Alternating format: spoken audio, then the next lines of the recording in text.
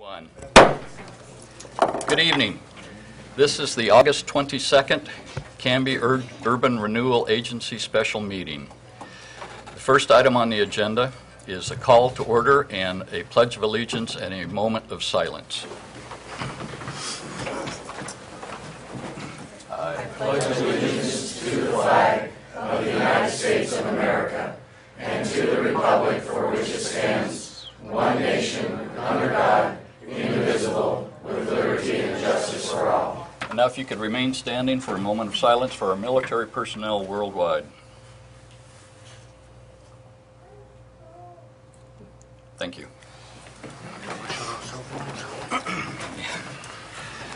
The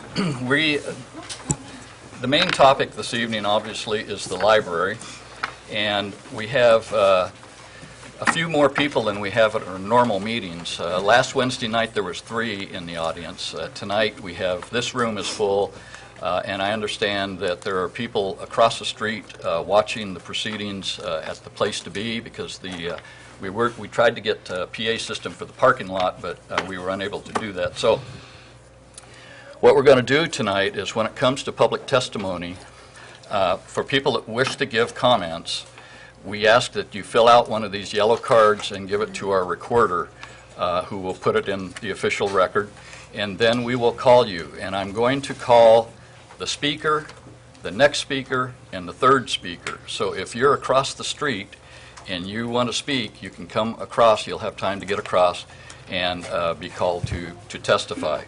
Now, the order of the evening, we will have a staff presentation, and the staff is prepared to update the proposal. And we had this as a work session a month ago, and there were many questions from the commissioners that the staff has gone back, made notes, and has tried to incorporate in the presentation answers to those questions that our commission had.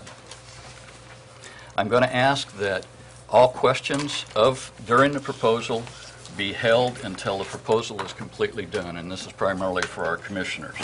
And if you have a question, please jot it down, and there will be adequate time before public testimony for you to ask your questions, make statements, that sort of thing. I want to make sure that the staff can go through the presentation so we hear the whole thing, and it might answer a question that you have. If you need a clarification of a point, you could ask for that. After the staff presentation, we will have discussion opportunity among the commissioners. At the conclusion of that discussion, we will open it for community comments. And we have a lot of cards here now. We're going to ask that you be as brief as possible and limit your conversation or your topics to 3 minutes per speaker. At the conclusion of the community comments, then we will go into commission discussion and potentially a motion and a vote. Okay, anybody have a question here? Nope, thank you. All right. As we always do at our meetings, we have an opportunity for people that wish to address the commission or the agency on non-agenda items, and the agenda this evening is the library. So if somebody wants to address us, ask a question, make a statement on any other topic that pertains to the Urban Renewal Agency that's not related to the library, now's your opportunity.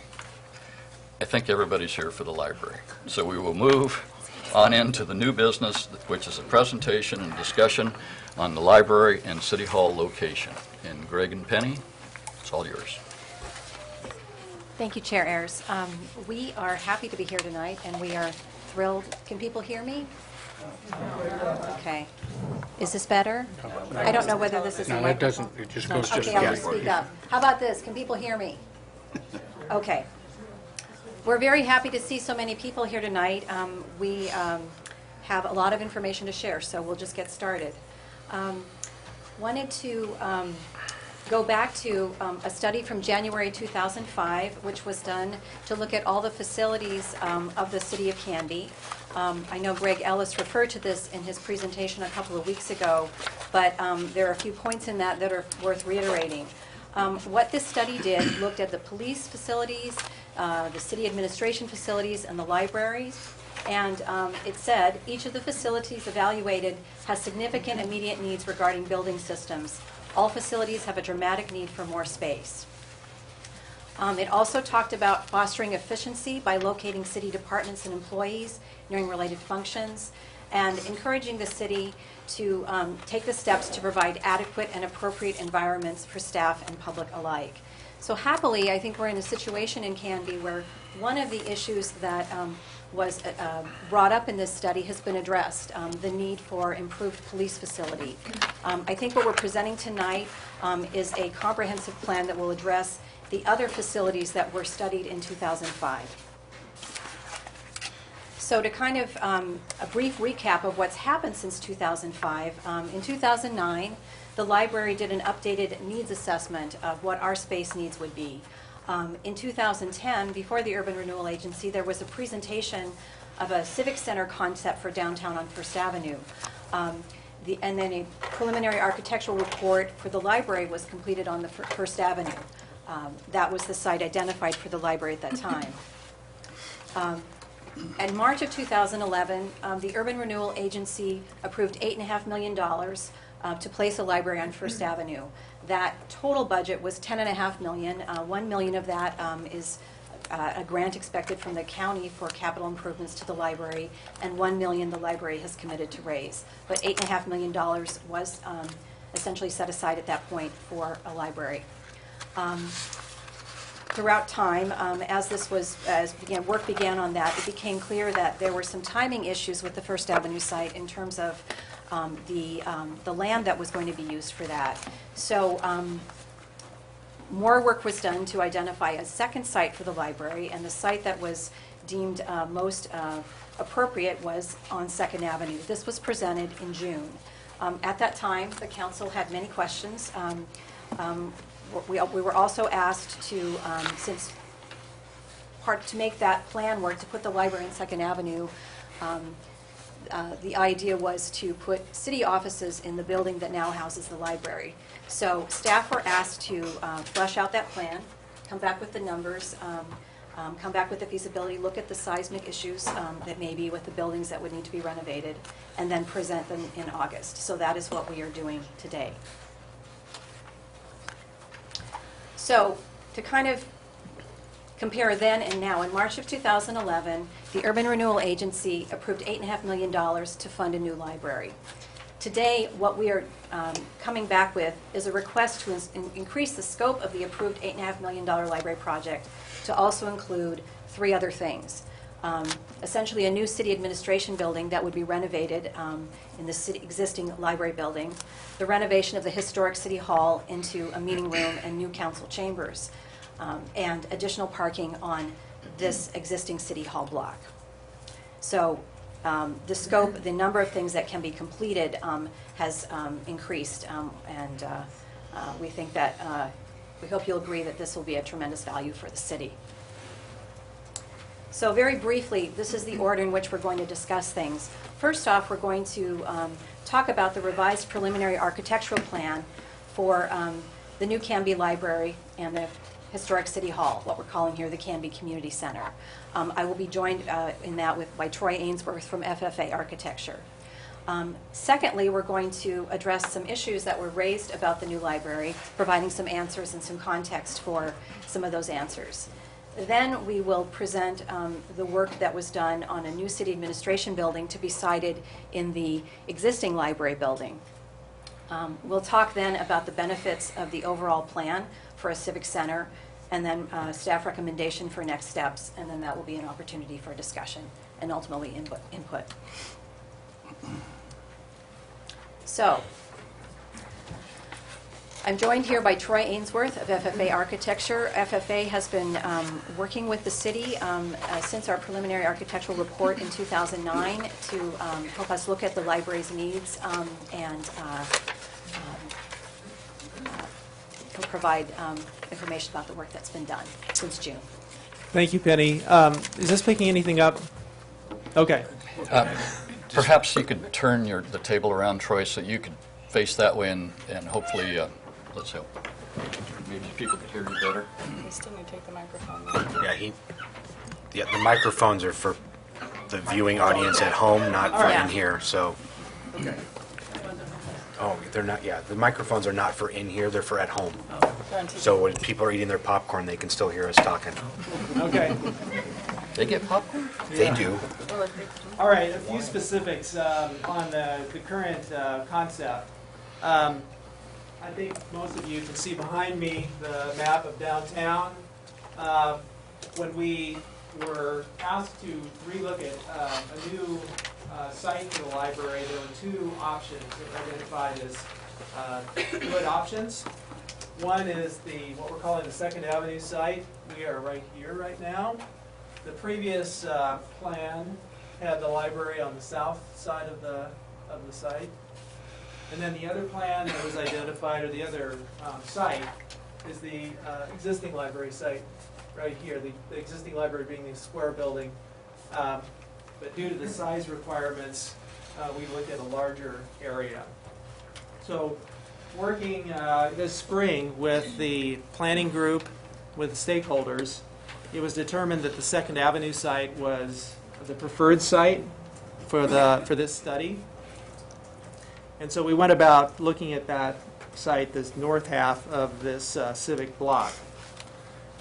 And we developed the plan that you see here on the next slide is, well, actually, let me back up just a minute. This is, could you go to the next one? Oh, sorry. Yeah. So this is just a diagram of the parts and pieces in the library program. So we've worked over the last several years to revise and modify the requirements for the library. And this diagram just illustrates the parts and pieces of what we're projecting out approximately 20 years for the library size requirement of about 25,000 square feet. And so the parts and pieces that are here are the collection spaces, which of course include the seating, shelving, all the different requirements for the different collections. We have quite a large number of meeting rooms, study rooms, that kind of thing, support spaces, specialty areas such as homework center, young adult and group study areas, all the things that libraries need to become as the 21st century moves along and libraries become more of a community resource instead of a kind of a book warehouse. So moving along then, we translate that program into this bubble diagram to test whether it will fit and how it will fit. And so for this particular plan now, with several adjustments through the summer, what we have is the library fitting on the north side of the block with an alley in the back to allow for book return into the building, directly into the building. And we also are looking at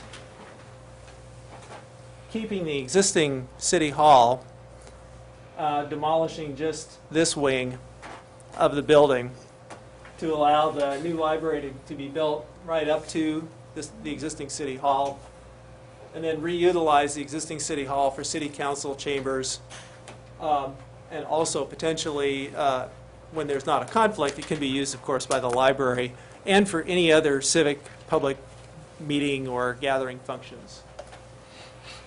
So then the library continues on and takes the entire rest of the north half of the block over to Ivy.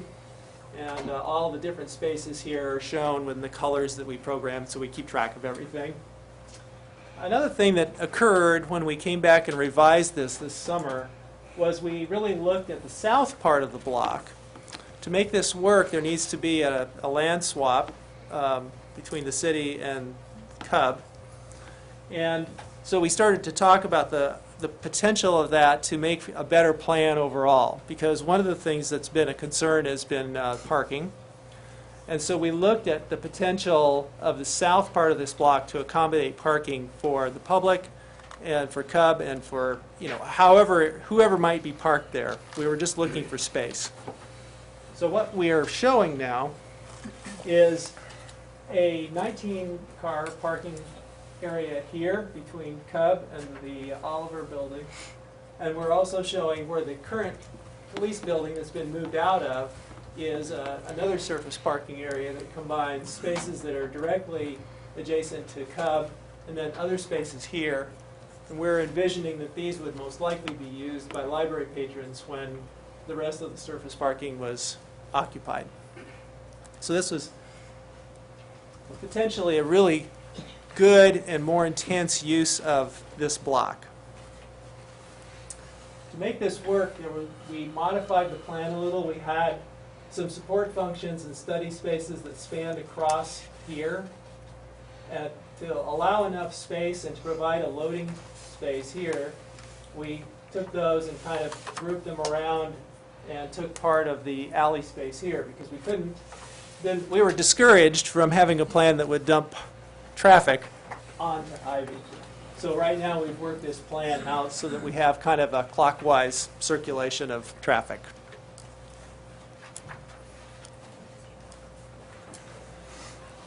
So to expand just a little bit on the new council chambers and community room that is proposed, the idea is to take the existing City Hall building that's directly adjacent to us here and to essentially keep its exterior character, but to completely renovate the interior and create really one large room where this body, these kinds of meetings can occur. There'll be room enough for everyone who's here and across the street tonight. And would probably have a PA system within the room. We might have, yes. That's in the budget. So, as I mentioned before, the potential with the lobby that we showed in the diagram, sharing the existing City Hall on one side and the new library on the other, is that those rooms can be used for the library when not being used for functions such as this. It also increases the meeting room capacity in downtown for nonprofits, service groups, community organizations, and other uses. And it restores a historic resource for downtown, which is unusual. It's a nice example of a small civic building from the 1930s. And it's one of the few that's in this area. And the concept is that we could hold the library back, the entry, and mask the library so that the old building on the corner really shined and really was part of the attraction to the Civic Center downtown. Okay. I'm going to talk a little bit about the vision for the new library. Those of you who've seen earlier presentations about the new library have seen this slide before, but we're trying to encapsulate what the new library is to the community, a place that connects people to information and to each other.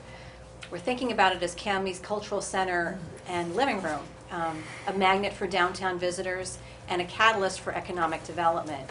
So it's much more than a place just for books or DVDs or audiobooks.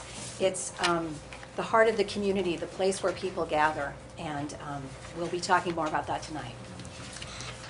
Here are some of the questions that have been raised about the new library, particularly at the June meeting. One is, how would the new library support economic development? How does it tie into the goals of the Urban Renewal Agency? Second one is, how is the library operationally sustainable? Third question, is the library the right size? Given how technology is changing libraries, how is the space being allocated? So we're going to address those kind of one at a time here. First off, I wanted to tie in what we're talking about with the library with a recent study that was completed for the City of Canby by Mary Bosch, who is with Marketech Incorporated. This was a market analysis study that looked at City of Canby's viability in terms of attracting retail, maximizing the opportunities that could be utilized in that area. In the study, one of the things that she says is that, looking at the downtown area specifically, one of the positive things that she sees that is planned is the new library, is because that would really enhance the downtown business environment. This is a quote from Mary: "Public buildings are essential to the vibrancy of downtown's economy, drawing residents and visitors that increase sales in shops and restaurants." So there's a pretty direct relationship there. There have been various studies done in different libraries and nationally that show that libraries are good for business. They show that between 25 and 50% of library users combine shopping in the area with library visits. Another study showed that on average, library visitors spend almost $25 more at stops on the way to or from the library than they would have otherwise spent. Wanted to pull out another piece of data from the Marketech report, looking at visitors per week and how the library stacks up. In the Marketech report, it shows Cutsforth's, Parsons Pharmacy, Canby Cinema 8, and the banks as attracting 2,500 visitors a week. So the library, our number, as actually evidenced by our recent counter that we installed, is 2,500 a week. Now, one of the other things that she talks about in this report is the concept of leakage, that there is business that Canby is losing because, for example, there aren't enough restaurants, so people go elsewhere to go to the restaurants. So you can actually put a dollar figure on that. In her report, I believe she says it's over $100 million. So the point I want to make is I believe we also have leakage with libraries as well.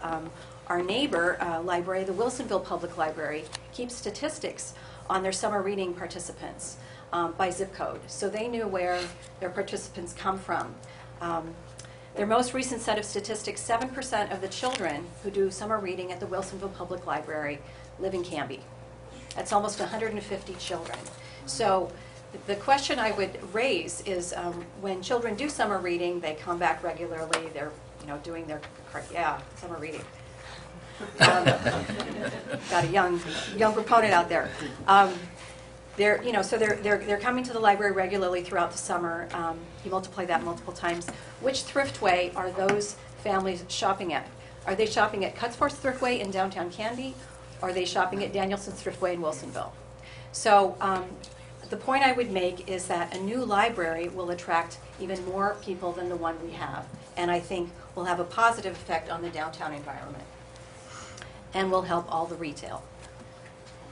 So wanted to just talk a little bit about revenue for the library with the library district. These are projected revenues provided by Clackamas County. We think they're a little conservative with respect to within the city of Canby, but for consistency, this is what we're presenting. As you can see, for FY 12-13, we're looking at almost a $700,000 revenue from the district. That's not our only revenue stream, but it's by far and wide the largest one. That will go up each year incrementally by 1.5% according to this projection. The point I would make here is that the library district is a permanent tax base that the library will always have. We, like the city, we have, we aren't seeing huge increases in our revenue each year. So we are no different from the city in that respect, and we feel we have a sustainable plan to move forward. To talk more about that, I wanted to go a little bit into operations at the library, since this drives what our costs are. And one of the biggest things we do in the library is handle books and DVDs and CDs. We're checking them in, we're checking them out, we're emptying book drops. So how many items does the library check in each day? Well, the alley book drop has 400 items a day. The entry book drop has another 400 items a day. That's the one when you come into the library. The items that we check in from the courier from other libraries is another 400 items a day. And then finally we pull another 200 items a day that come from Canby that go to other libraries throughout Clackamas County. So the daily total is 1,400 items a day. And I don't know if everyone can see the photo here. What it looks like is one of the long shelves of books in our adult nonfiction section. And what it says on the slide is this is what 1,400 books looks like. That is what we check in every day. That's a lot of books. In fact, it's over 500,000 items a year. So the efficiencies that we can put into place in terms of managing our materials movement have a very large impact on our costs, on our efficiency, and our ability to provide cost-effective service. This is a overview of the library's existing workflow in terms of our book drops. The yellow stars are the book drops. The one over on the right, on the corner, is the book drop in the alley. The one sort of down towards the bottom is the book drop going into the lobby. Now, I recently did a couple of tours for members of the council and walked them through this workflow. For those of you that can't see the visual there, it's kind of a, you turn left, you turn right, you turn left again, and then you check it in, and then it has to go almost right back to where that you started. So it's in the holding area till we can shelve that book. And then finally, then it can go back out and be shelved. The books that are coming in from the book drop within the library, similarly, they have to be put in a large bin, they have to be carted all the way in, they have to be carted back to the shelving area. So it is really inefficient. And I know here we've got a couple of volunteers from the library who are shelvers, volunteer shelvers, and who can attest to the fact that we've got narrow aisles, there's many steps. So I just wanted to talk a little bit about the new library and what the book drops look like, since this is so critical. If you look at the yellow arrows there, that's where the book drops are. One directly comes in from the alley, and the other comes in from the lobby. So from the customer's experience, it's really not any different than what we have now. And what we have now is very convenient for the customers. We don't want to change that. We want people to be able to drive up, roll down your driver's window and, put your books in. But the difference in what we have here and what we have now is that those book drops go directly in the staff area where they can be checked in. So under this plan, what we'll be doing is maintaining the current convenience we have for our customers without the pain that we have on the back end. We'll have a more efficient workflow, and so that will actually increase customer service, because the faster we can check out and process books, the faster we can put them out for people to check out and be the next person to use it. Time saved is money saved, essentially.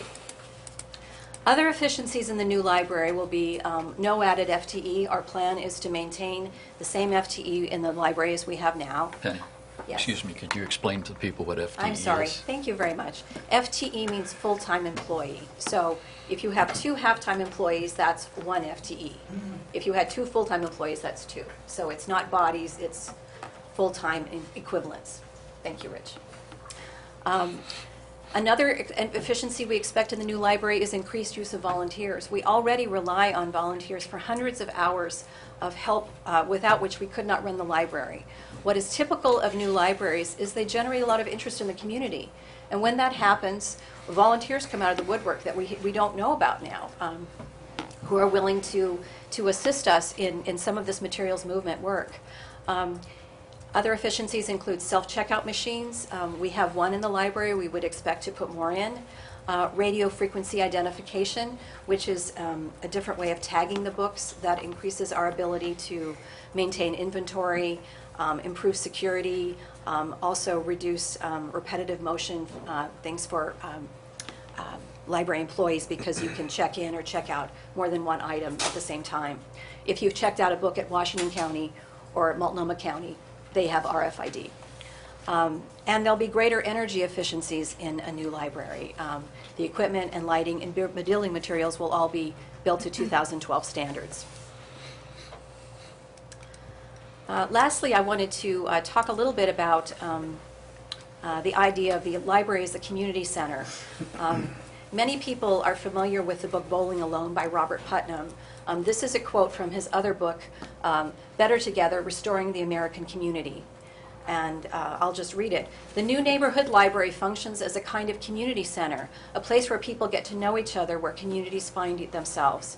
People may go to the library looking mainly for information, but they find each other there. So this is really important. I think this is the core concept with the library, is that we're not just books. We're a place for people to gather. We're a place where we create community. And I think particularly in a small town like Canby, that's very critical. This is a pie chart that shows the space allocation in the new library. We've actually kind of broken it down to show that the largest percentage of space that we're adding is not for new shelves for books.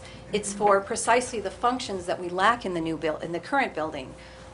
Meeting rooms, programming areas like storytime area, group study areas, places for people to do tutoring, comfortable seating. If you go to our library now, you'll often find people anywhere they can sitting down. We just do not have enough seating. So under the new plan, that constitutes about 41% of the space that we've planned. Shelving is 33%, and then the other areas add up to the 100%. So often people ask, why do we need library buildings in an age of the internet and ebooks? And the answer is, we need them more than ever, because the library offers ebooks. It's a very popular service. It's growing, but you can't, if you're 6 months old, you can't go to story time and chew on a board book by checking out an ebook. If you're a senior and you want to learn about history, like people came today to our history book group, you can't do that electronically. If you're a person out of work and you don't have access to the internet at home or at work, you can't apply for a job without a public library with internet computers. The shelving for the materials that we have, the physical books and DVDs and CDs, is just one aspect of what we're doing. What we're also trying to do is essentially create a community center for downtown Canby and for the community at large. Just wanted to review the funding plan for the new library. The total cost is $7.72 million. That is down from the $10.5 million estimated for the First Avenue site. Some of the reasons why that's cheaper is we don't need to purchase land. We're also building the library slightly smaller, and building costs have shifted a bit since then. So of this, the funding for the new library, $1 million, as I said, will come from the county. That's a gift to each of the city libraries in Clackamas County once they have a plan for capital improvements. We've committed to raising $1 million from foundations, corporations, and individuals. And the remaining $5.72 million would come from the Urban Renewal Agency. So next we're going to talk about the facility study of the current library building, and I'm going to turn it back to Troy Ainsworth to talk about that. Thank you. I just wanted to mention that one of the things that the commissioners asked us to do in June was to look in a little more detail at the existing City Hall and the existing library buildings. How much ability do those buildings have to be reused, adaptively reused for another use? What was their existing condition? What might structural concerns be?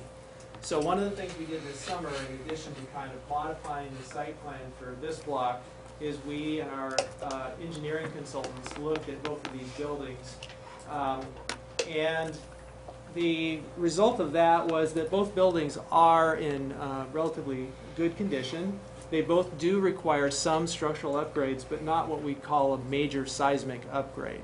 They both need to have certain things tied together, bits and pieces fixed, but nothing that was insurmountable or not feasible in the opinion we had, given what we looked at that time.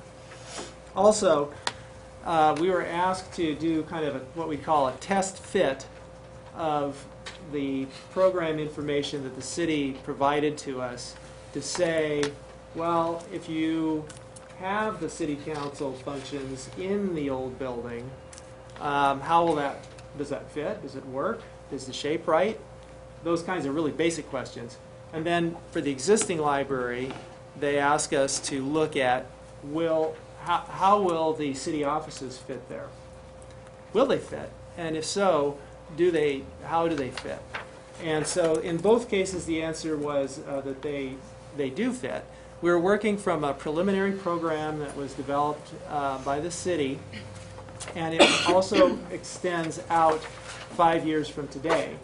So in both cases, both buildings are able to accommodate the program components now and 5 years from now. Now, the program was preliminary, and there are a number of things that would need to be worked through and clarified, added, subtracted, as the actual design process moved forward. But those kind of essential questions and answers were worked through this summer. So to expand a little bit on the study of the current library building, we reviewed that to see how the city's administrative space needs would fit. They fit, but there's a number of different ways that it could be fit. And there are also some clarifications and revisions that we understand that the city would like to look at if this moves forward. as I mentioned too, we looked at the seismic issues, and we also performed cost estimates, kind of overall cost estimates for both facilities to get a kind of a rough order of magnitude of what the project cost would be for both of them. So key findings: the 11,000 square foot existing library building is adequate to house the city's administrative needs with some adjustments. The seismic improvements can be made in a cost-effective manner. The total cost of renovation is just a little bit less than $1.6 million, or about $145 per square foot. And consolidation of city departments would increase efficiency and benefit daily working relationships. It would be more of a one-stop place for people to go to access city services. Obviously, there's long-term benefits to that kind of an approach. And then how would all of this happen if this plan were to move forward? It's a little bit like a bit musical chairs, but the idea is that the library would continue to operate where it is now. And meantime, right out here, the new library would begin construction. To do that, though, the CAT building and the office building on the corner would need to be demolished. So then those folks and any other displaced administrative staff could be relocated to temporary space in either the old or the new police facilities, depending upon which agencies and where they would work the best. And then after so then the library is finished, the library moves in, the existing library building is renovated, city staff move in there, and then we're not quite sure exactly when the existing city hall would be renovated, but it would be done as made the most amount of sense and was most economical. It's not a key player in this kind of dance of facilities and moving people around. Thank you, Troy. So I'm going to turn this over to Greg Ellis, who's going to talk about the benefits of this overall civic center plan. Well, first, the top thing, Penny has already alluded to or said that one of the things that, one of the reasons this project is much less than the 10.5 that originally was in March of 2011 is because we didn't have to purchase any property. We own all this property here. We've had preliminary discussions with CUB about trading, Canby Utility Board about trading the property we have for this property out here. It's less expensive to repurpose the existing building, which would be the old library, into new administrative services than go with a new facility. And so we've talked to, we actually got estimates from Troy regarding putting in a new building, and they were much more than renovating that existing building. And we think using that facility, repurposing that building, it addresses a lot of needs that the city has in terms of everybody being in one position. I mean, when we looked at the bottom of the police station, 11,000 square feet there, which is the same as that library, the current library building, I found out real fast that people didn't want us to move out of town. But I think everybody said that it was a good thing to consolidate administrative services, and I'm talking about finance, Transit planning, everybody into one building. So it improves city services with, I think, some savings. If you get people into one room and you start cross-training, right now we've got a person up front to answer calls, we've got a person up front in finance to answer calls, we've got one in planning to answer calls, and we've got multiple pieces of equipment in each of those buildings. And I'm saying if you get them together, you're going to see some efficiencies in that in the city operations. And the bottom bullet there says comprehensively addresses city's facilities needs with money already set aside for just one service, the library. There again, it's $8.5 million was set aside, and that was with $2 million funded, $1 million from the county, $1 million in fundraising, and now it's $8.5 to repurpose the old library, renovate the existing city hall, and build a 22,000 square foot library. And renovating or repurposing the city hall here, or renovating that, that would also serve some library services. So it's not going to be a building that's just sitting around doing nothing during the day. I think Penny's could use that facility for summer reading programs, et cetera, different programs. While at the same time, you got a council chamber, you've got planning commission chamber, you've got parks and rec, you've got CAT, you've got all these different things for meeting, et cetera, that you can put into that building. It's a community center, basically.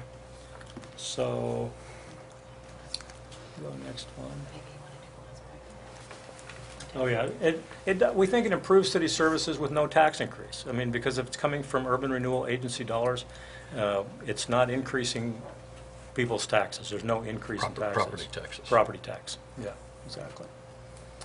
Hard times, the right time to move forward. Right now, I talked to Katie Schwab. She's the analyst for Wedbush Morgan. I've got some handouts here in a little bit.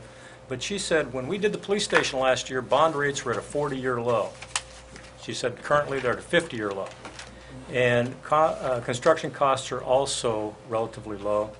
And as Penny can tell you, the foundations, the charitable giving is starting to come back a little bit because I'm going to use a foundation that I'm aware of.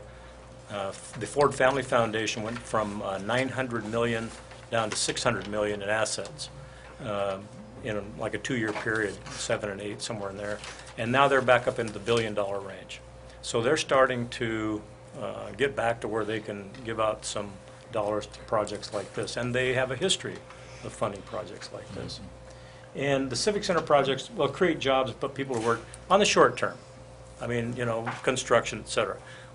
We think, as Penny pointed out, and in Mary Bosch's Marketech report, that's going to create long-term jobs because if you've got economic development, it's created by a library, as many studies have said, they're spending money downtown. That means more employees across the street.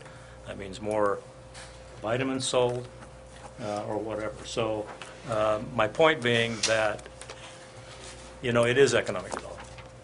Go on to the next one. I think I've said this, larger library response to 21st century needs, consolidated administrative building makes it easier for Canby residents to access services. I get people walking in the door, or I'm standing at my desk, and people walk in all the time. I'm here to pay water bill, or we take the money for a water bill.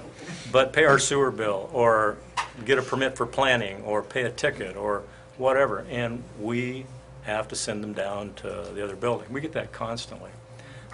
Improved council chambers encourage civic participation.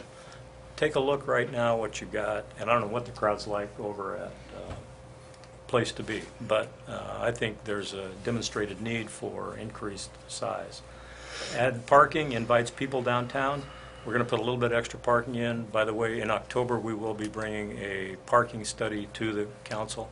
So, but anyway, we hear parking all the time, so that will add parking. We think it supports local businesses by enhancing downtown as a destination.